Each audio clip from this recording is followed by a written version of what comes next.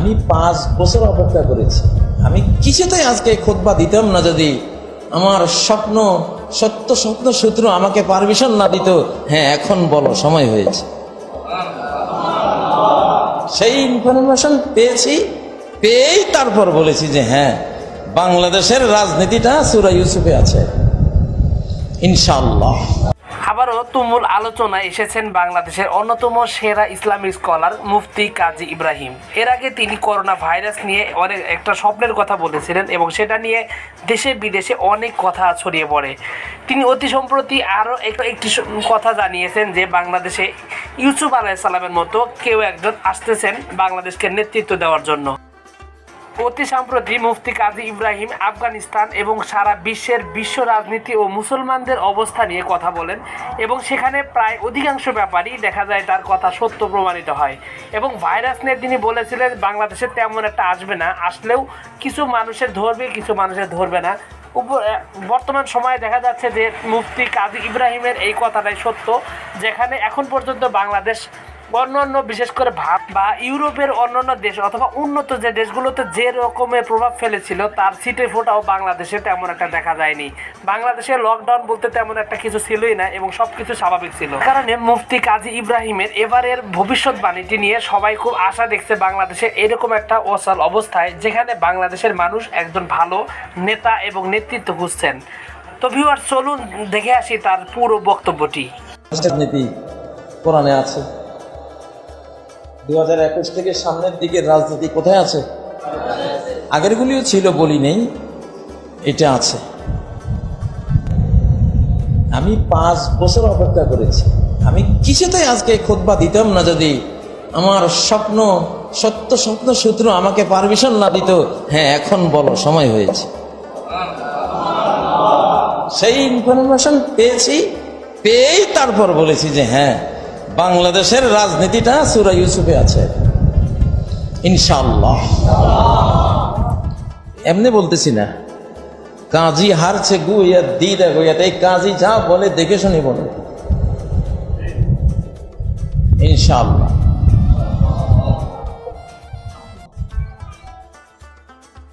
আমি বাংলাদেশ নিয়ে ইদানিং অনেকেই ভাবেন, আমি তাদেরকে আজকের খুতবাটা উপহার দিলাম যে একজন ইউসুফ খুঁজে বের করুন, একজন ইউসুফকে খুঁজুন, ইউসুফকে খুঁজে বের করুন। সেই লোক আমি না, অবশ্যই আমি না, মেসেজ দিয়ে যাই, সেই লোকটা আমি না, হয়তো কারো ধারণার আশপাশেরও কেউ না, কল্পনারও বাইরে হতে পারে, এমনই হয়। সূরা ইউসুফ এটা হলো একটা ট্র্যাজেডি সূরা। বিশ্বের সর্বশ্রেষ্ঠ যদি কোনো জীবন ঘনিষ্ঠ বই থাকে, যেটা আপনারা সিনেমায় দেখেন, নাটকে দেখেন, এমন কোন ঘটনা যেগুলো দিয়ে উপন্যাস হয়, সিনেমা তৈরি হয়, সুন্দর সিনেমা, শিক্ষণীয় সিনেমা তৈরি হয়, কাছাকাছি ওই ধরনের কিছু দেখার শোনার রুচি যেহেতু মানুষের আছে, আল্লাহ তাআলা ওই ধরনের একটা ঘটনা বর্ণনা করে আমাদেরকে অনেক শিক্ষা দিয়েছে। সূরা ইউসুফে বাংলাদেশের ভবিষ্যৎটা কি? ইন্নী লা আজিদু রিহা ইউসুফ লাউলা আন তুফান্নিদুন। বাংলাদেশের আকাশে আমি একজন ইউসুফের ঘ্রাণ পাচ্ছি,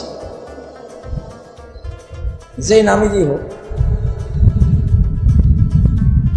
একজন ইউসুফের ঘ্রাণ পাচ্ছি। লাউলা আন তুফান্নিদুন, তোমরা যদি আমাকে মাথা নষ্ট না বলতে তাহলে ভালো করতাম, কারণ আমি নষ্ট মাথার মানুষ না। ইয়াকুব আলাইহিস সালাম বলতেছে, লাউলা আন তুফান্নিদুন,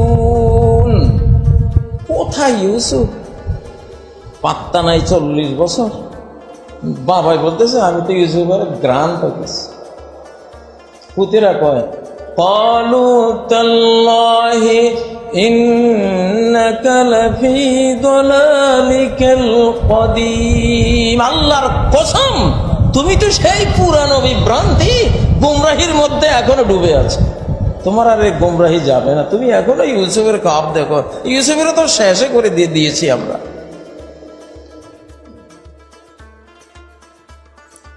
এমনি বলতেছি না, কাজী হারছে গুইয়া দি দেখো, এই কাজী যা বলে দেখে শুনে বলে ইনশাআল্লাহ।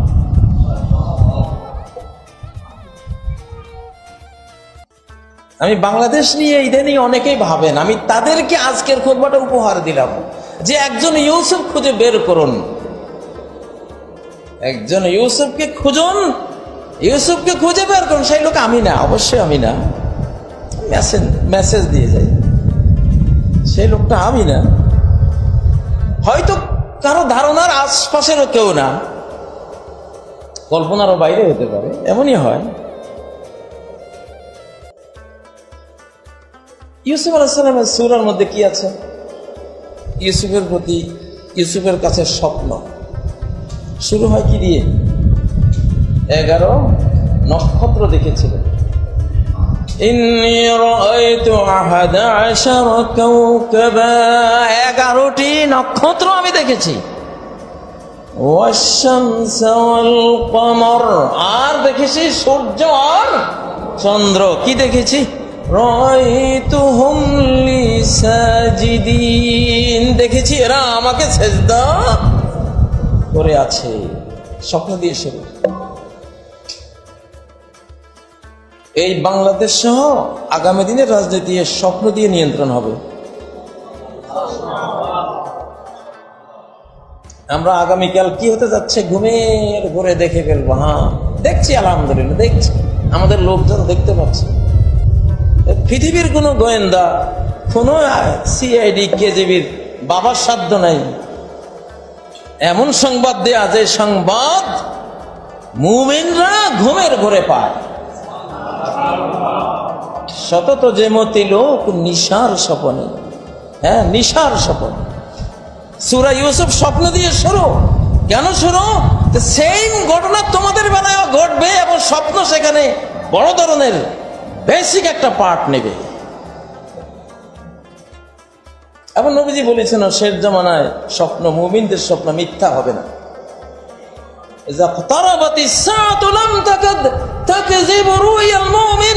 যখন কিয়ামত ঘনিয়ে আসবে মুমিনের কোন স্বপ্ন সহজে মিথ্যা হবে না,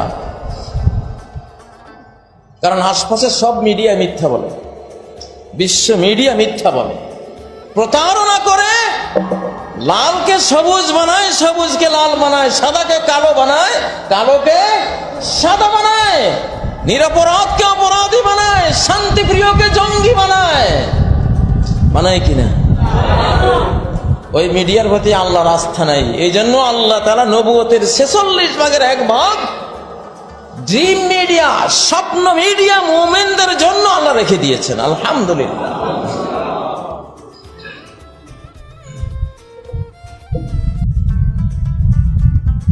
তিনি যে দেখলেন 11 নক্ষত্র আর চন্দ্র সূর্য তাকে সেজদা দিচ্ছেন, বাস্তবায়িত হয়েছিল না? তার 11 ভাই, 11 নক্ষত্র আর চন্দ্র সূর্য তার মা বাবা। তৎকালে নিয়ম ছিল রাজাদের সিংহাসনের সামনে গিয়ে এভাবে মাথা নত করা, এটাই সেজদা। মাথা নত করলে সেজদা হয়।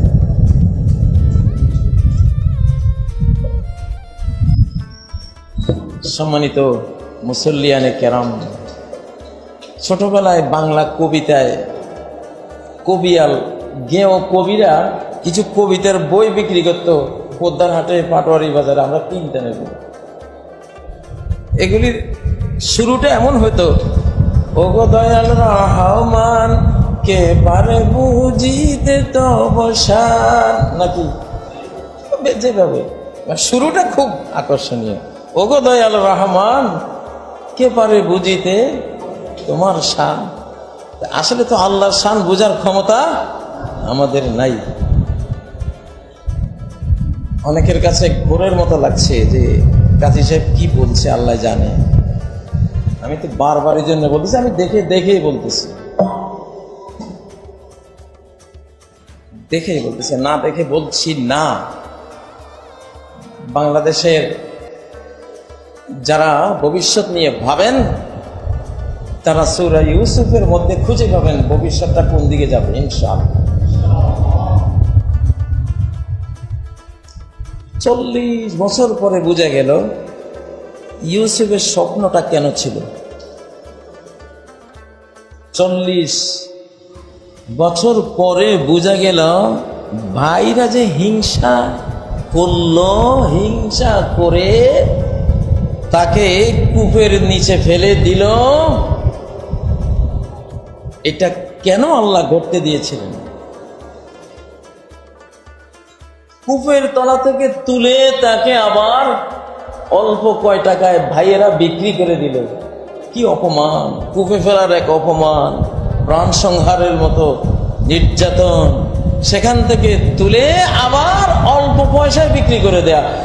وشروه بثمن بخس دراهم معدودة وكانوا فيه من الزاهدين।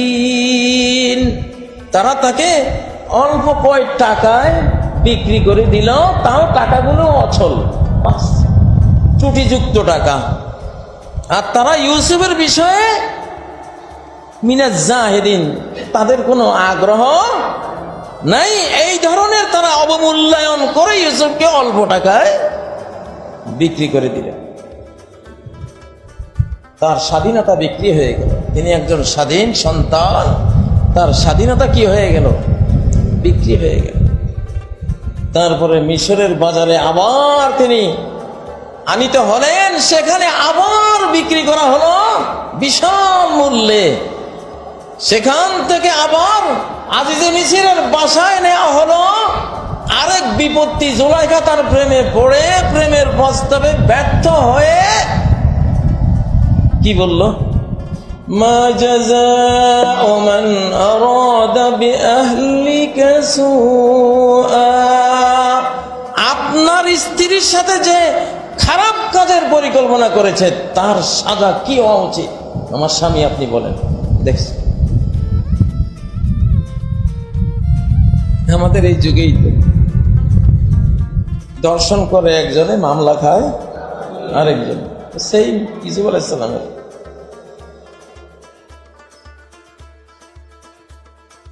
শেষ যুবক ইউসুফ কি করবেন, প্রায় 7 বছরের জেলখানার কষ্ট সইলেন। এই যে হিংসা, ভাইয়েদের হিংসা বিদ্বেষ, ইউসুফকে দেখতেই পারে না, বাবার কাছে সে প্রিয়, অতএব ইউসুফকে রাখা যাবে না, হয় খুন করতে হবে আর না হলে কূপে ফেলে দিতে হবে। ভয়ঙ্কর হিংসা, হিংসার আগুনে ইউসুফকে জ্বালানো হলো। এরপরে কূপে নিক্ষিপ্ত হওয়ার কষ্টে তাকে নির্যাতন করা হলো। তৃতীয় দফায় তাকে অল্প দামে অপমান করার জন্য বিক্রি করা হলো। চতুর্থ দফায় আবার মিশরে তিনি কাফেলার দ্বারা বিকৃত হলেন। পঞ্চম দফায় বিশাল জুলাইখা চক্রান্তের শিকার হয়ে জেল, জরিমানা, অপমান, অসম্মানের শিকার। বহু বছর পরে দেখা গেল এর প্রত্যেকটি কাজ ছিল ইউসুফকে ক্ষমতায় নেয়ার রব্বানি প্রক্রিয়া। ইউসুফকে আল্লাহ ক্ষমতা দেবেন, আজিজে মিশরের রাজত্ব তাকে দেবেন। এই পর্যন্ত যা হয়েছে এতদিন মানুষ দেখেছে, আহারে ইউসুফ কত দুর্ভাগা, ভাইয়েরা হিংসা করে বহিষ্কার করলো, বাড়ি থেকে বের করে দিল। ইউসুফের কত কপাল খারাপ, বাবা কাঁদে, মা কাঁদে, আহারে ইউসুফ কত দুঃখ লইয়া দুনিয়াতে আসছে। এরপরে আবার কূপে ফেলে দিল, ইউসুফের ভাগ্য আরো খারাপ। এরপরে অল্প দামে বিক্রি, ভাগ্য আরো খারাপ। মিশরে গিয়ে এবার জাতির কাছে বিক্রি, স্বজাতির কাছে তো বিক্রি নেই, আরেক জাতির কাছে বিক্রি, ভাগ্য আরো খারাপ। এরপরে জোলাখা ইউসুফ কি বলছিল জোলাইখা আমার সাথে প্রেম করো, আই লাভ ইউ বলছিল নাকি? কিছুই তো বলে নাই। উনি ওনার ইউসুফি ফুলের মতো জমজমের মতো পবিত্র চরিত্র নিয়ে তিনি সেখানে, তার পিছনে জোলাইখার লেগে সেই জেলখানায় নিয়ে গেল। আহা, সবাই ইউসুফের কপালটাই খারাপ। আল্লাহ তো হাসতেছে, আল্লাহ ইউসুফ আমি তোরে যে সম্মানটা দেব, এই কষ্টের গিরিপথ, কষ্টের এই পারাবার, কষ্টের এই সমুদ্র পাড়ি না দিয়ে যদি ওইখানে উঠো, মানুষ থাকবে না, তুমি পারবা না, নষ্ট হয়ে যাবা। এই জন্য কঠিন প্রশিক্ষণের পর প্রশিক্ষণ, তাই না? হিংসার আগুন সহ্য করার ধৈর্য তুমি শিখেছো, 1 ডিগ্রি পেলা, আবার কুফে পড়ার পরেও ধৈর্য হারা হয়নি, আরেক ডক্টরের ডিগ্রি পেলা, সেখান থেকে মান অপমান ছিন্ন করে ক্ষুণ্ণ করে তোমাকে বিক্রি করে দেওয়া হলো। আরেক ডক্টরের ডিগ্রি পেলা, সেখান থেকে আবার বিজাতির কাছে বিক্রি হলো। আরেক ডিগ্রি পেলা, সেখান থেকে আবার জেলখানায় নির্যাতিত হলো। আরেক ডিগ্রি পেলা। এতগুলি ডিগ্রির পরে ইউসুফ এবার বসো, সিংহাসনে বসো। মাসাইবুল মুমিনিনা লিদ্দাফে আও লিররাফে, মুমিনদের বিপদ 2 কারণে আসে, তাকে ধাক্কিয়ে ধাক্কিয়ে আল্লাহর দিকে নিয়ে যাওয়ার জন্য আসে, আর লিররাফে তাকে উচ্চ আসনে আসীন করাবার জন্য আসে। আল্লাহু আকবার। আবারও বলি, ইন্নী লাজিদু রিহা ইউসুফা লাউলা আন তুফান্নিদুন, আমি ইউসুফের ঘ্রাণ পাচ্ছি।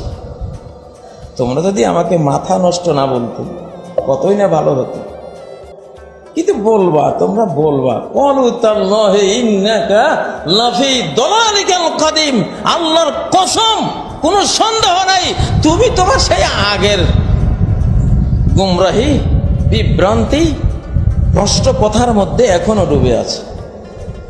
কিন্তু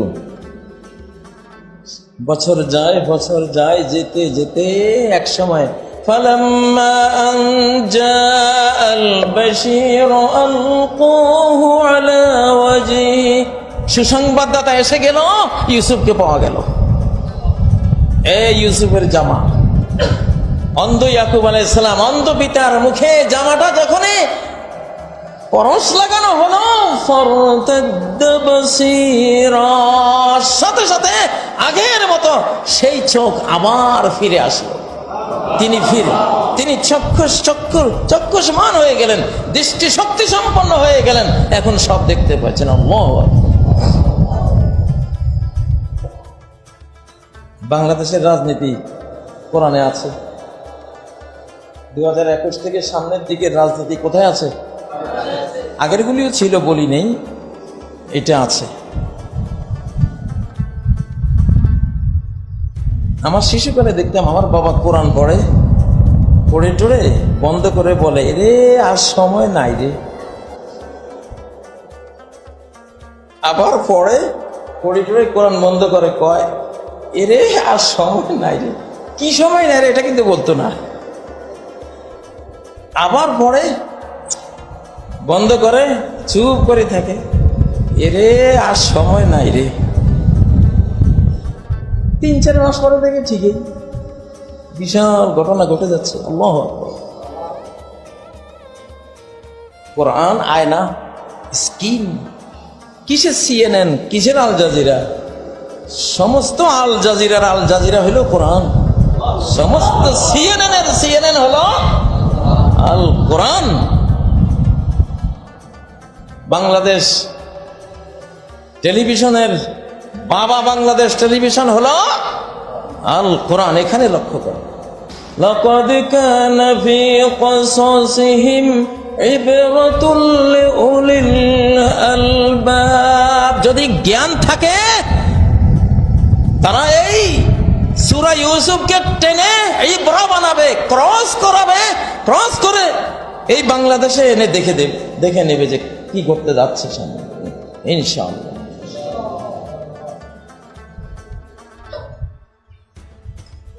এখন কি আমাকে খুব দোষী করা হবে? আমি দেখলাম এখানে একটা সুন্দর আম গাছ, হাড়িভাঙ্গা আম গাছ জন্ম নিয়েছে। আমি গাছটা চিনি, মালিকদেরকে বললাম আপনাদের এখানে কিন্তু এই গাছটা হাড়িভাঙ্গা, খেয়াল রাখেন। যদি বলে আপনাকে আমরা এটার জন্য যদি আপনি কেন বললেন এটা হাড়িভাঙ্গা আম কেন বললেন? বাবা এটা একটা মূল্যবান জিনিস, তোমাদেরকে বললাম কাজে লাগবে। আমি বলাতে দোষ হলো, আর তোমরা যে লাগিয়েছো গাছটাতে তোমাদের দোষ হয় নাই? যারা ইনফরমেশন দেয়, সংবাদ দেয়, ওদের দোষ না, ওদের বাস্তবে যা দেখে তাই বলে। আমি 5 বছর অপেক্ষা করেছি, আমি কিছুতেই আজকে খুতবা দিতাম না যদি আমার সত্য স্বপ্ন সূত্র আমাকে পারমিশন না দিত। হ্যাঁ এখন বলো, সময় হয়েছে। সেই ইনফরমেশন পেয়েই তারপর বলেছি যে হ্যাঁ, বাংলাদেশের রাজনীতিটা সূরা ইউসুফে আছে ইনশাআল্লাহ।